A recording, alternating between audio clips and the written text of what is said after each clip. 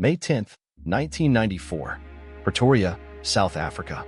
On this day, under a brilliant blue sky, the world wasn't just watching a political ceremony. It was witnessing a miracle. A man who had been imprisoned for 27 years, branded a terrorist, and stripped of his identity, was about to take the oath of office as the first democratically elected president of his nation. This is the story of that day. The day Nelson Mandela buried a century of pain and birthed a new South Africa. To understand the miracle of 1994, you have to understand the nightmare that came before it. For nearly 50 years, South Africa was ruled by a system of institutionalized racial segregation known as apartheid, a word that means apartness.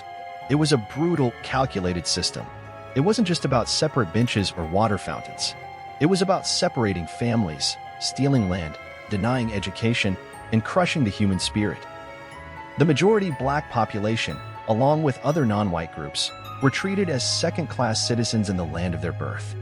Imagine needing a special passport, a passbook, just to travel within your own country. Imagine being told where you could live, what job you could hold, who you could marry, all based on the color of your skin. This was daily life. The government carved the country up, forcing millions of black South Africans into impoverished, remote homelands. Their homes, their communities, bulldozed. Their history erased. For decades, the world was divided on how to deal with this pariah state. Some engaged, some boycotted, but inside South Africa, the resistance was growing and the government's response was swift and brutal. Events like the Sharpeville massacre in 1960, where police opened fire on peaceful protesters, shocked the world. The Soweto uprising in 1976, led by schoolchildren protesting the imposition of the Afrikaans language, showed the courage of a new generation. And at the heart of this resistance was the African National Congress, the ANC. Its most prominent leader was a charismatic young lawyer named Nelson Mandela. He initially advocated for nonviolent resistance, but faced with escalating state violence, the ANC's stance shifted. For his activities, Mandela was arrested. He and his comrades were put on trial for their lives. At the Rivonia trial, facing a possible death sentence, Mandela delivered one of the most powerful speeches of the 20th century from the dock. He said, and I quote, "I have fought against white domination, and I have fought against black domination. I have cherished the ideal of a democratic and free society in which all persons live together in harmony and with equal opportunities. It is an ideal which I hope to live for and to achieve. But if needs be, it is an ideal for which I am prepared to die." He was spared death, but sentenced to life in prison. He was sent to the most notorious jail in the country, Robben Island. He became prisoner 466/64. He was 46 years old. For 27 years, the apartheid regime tried to break him. On Robben Island, he and his fellow prisoners were forced to do hard labor in a lime quarry. The glaring sun and dust permanently damaged his eyesight. They were subjected to cruel punishments and isolation. But the prison became a university. Mandela taught his fellow inmates. He learned Afrikaans, the language of the oppressor, to understand them. He smuggled out messages of defiance and hope. While his body was confined to a tiny cell, his spirit, his idea, roamed free across the globe. The Free Nelson Mandela movement became a worldwide cry for justice, a symbol of the fight against oppression everywhere. By the 1980s, the pressure was immense. Economic sanctions were crippling South Africa's economy. Sporting and cultural boycotts isolated the nation. Artists and musicians, from Stevie Wonder to U2, made his name a household word. Inside South Africa, the townships were ungovernable. The apartheid government, led by President F.W. de Klerk, realized the country was on the brink of a full-scale civil war. The system was unsustainable. They had to do the unthinkable: negotiate with the man they had locked away for a generation. And then, on February 11th, 1990, the world stopped and watched.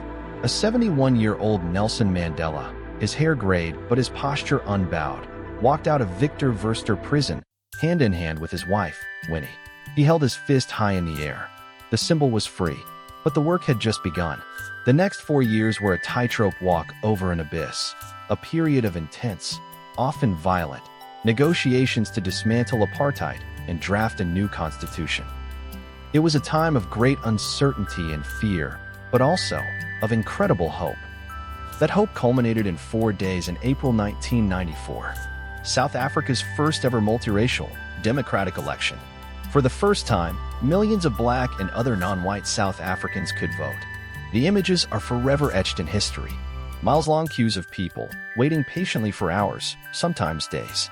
Old men who had waited their entire lives for this moment. Young women casting a ballot for a future they could now believe in. There were tears of joy, songs of celebration. It was a peaceful, beautiful, cathartic moment. A nation taking its first collective breath of freedom. The result was a landslide victory for the ANC. Which brings us back to May 10, 1994. The Union buildings in Pretoria, once the very symbol of white minority rule, were now filled with leaders and dignitaries from every corner of the globe. But more importantly, they were filled with the people of South Africa. And then, he stood before them, Nelson Rolihlahla Mandela. He placed his hand on the Bible and took the oath. Then, he addressed his nation and the world. His voice, calm and steady, carried a message not of revenge, but of reconciliation. We have, at last, achieved our political emancipation. We pledge ourselves to liberate all our people from the continuing bondage of poverty, deprivation, suffering, gender, and other discrimination. Never, never and never again shall it be that this beautiful land will again experience the oppression of one by another. As he spoke, something incredible happened.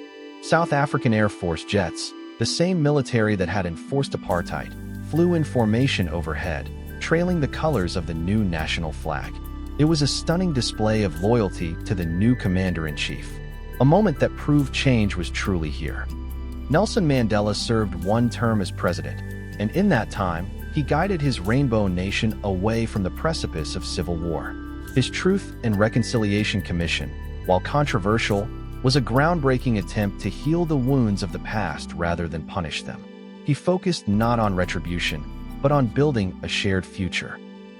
He showed the world that it is possible to forgive, that peace is more powerful than vengeance, and that one person's courage can indeed change the course of history. The story of May 10, 1994, is more than just the inauguration of a president. It's a testament to the resilience of the human spirit. It is a reminder that even after 27 years in darkness, a single candle of hope can light up the world.